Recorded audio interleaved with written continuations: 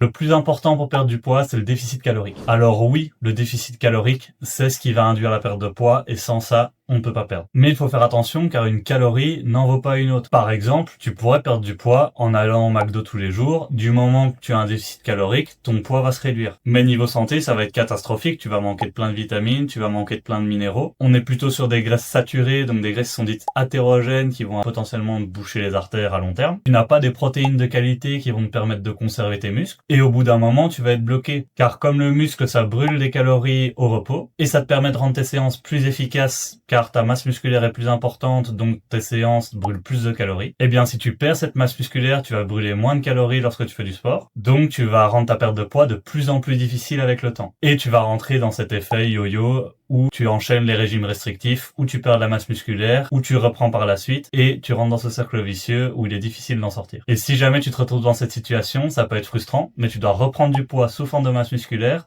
pour pouvoir débloquer ta perte de poids et réaugmenter ton métabolisme de base. Donc fais un déficit calorique propre avec des bons aliments et ne mets pas ta santé de côté et c'est ce qui te donnera des résultats à long terme.